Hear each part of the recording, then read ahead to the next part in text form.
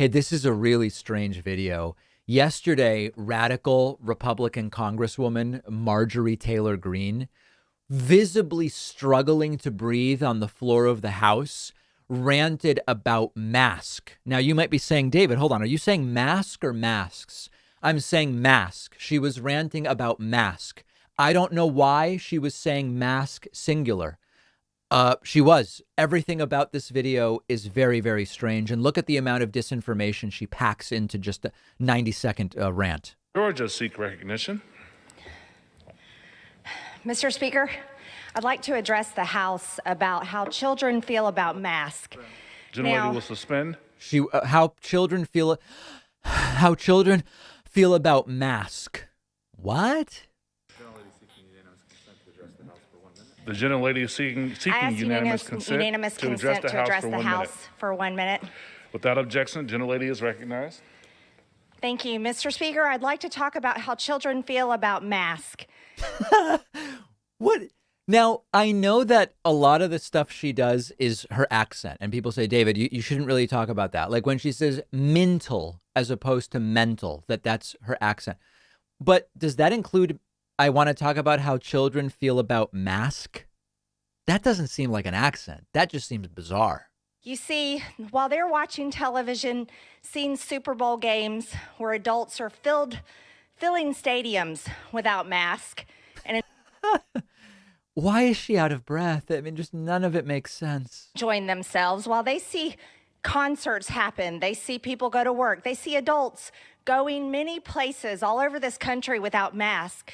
They are forced to wear masks every single day at school. They are forced to wear masks, all of them. And it's wrong. Actually, it's child abuse.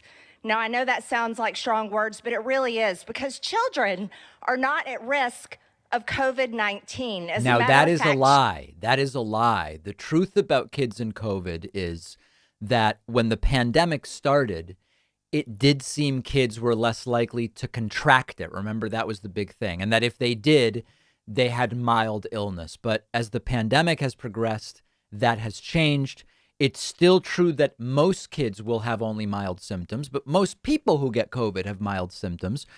We are seeing more and more children's hospitals across the country with surges in pediatric COVID hospitalizations. We have seen some specific conditions that are side effects of COVID that seem to almost only affect children. So it's very much, this whole thing about kids don't have to worry about COVID is very much untrue.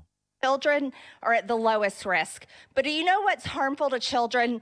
Having their faces covered all day long at school, not being able to see each other's faces, not being able to see their teachers' faces, not being able to learn properly speech, emotions, and having that connection, seeing each other's faces and learning from adults, seeing each other's faces. This is sort of like you didn't read the book and all of a sudden the teacher calls on you to tell us what was in yesterday's 20 pages that we were assigned.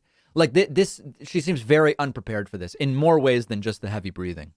Now, while Democrats are going on with the mask for thee and not for me, kids have had enough, and they're going to be future voters. And they are sick and tired of being forced to wear masks. It needs to end. Masking children is child abuse. Now, of course, masking children is not child abuse, but anybody who's been paying attention knows that the masking is ending. First of all, the kids don't really seem to mind the masks that much. I think I mind the masks more than the kids, to be perfectly frank.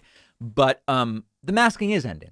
The masking is ending. We've heard from New Jersey that they're going to end the masking in schools. California is moving in that direction. New York is talking about it. We're clearly moving, rightly or wrongly, into the endemic phase of how we are accounting for this virus. And the masking is ending. And again, why is she out of breath? Why is she saying mask singular? We may never know. You can see this clip if you're just listening today. We'll have this clip up on our Instagram, which you can find at David Pakman Show. One of our longtime sponsors is Vincero Collective. I love Vincero's watches. You've heard me talk about them before. They now offer sunglasses and a bunch of other premium accessories for men and women. Vincero is committed to creating exceptionally crafted watches and accessories and doing so ethically. Fair pricing, carbon neutrality. Vincero puts their principles first, which is important to me. I just picked up the Rogue from Vincero in gunmetal and red. I love the intricate design on the watch face and the multiple subdials. The durable black silicone strap looks great with just about anything I'm wearing. In all of Vincero's products, whether it's the watches, the glasses, men's or women's, you can just see and feel the quality. So if you want to elevate your look, or you want to find the perfect Valentine's Day gift for that special someone, pick something up at Vincero. Vincero Collective is giving my audience 15% off all products and free shipping. Go to vincerocollective.com/Pacman and use the code Pacman. The link is down below.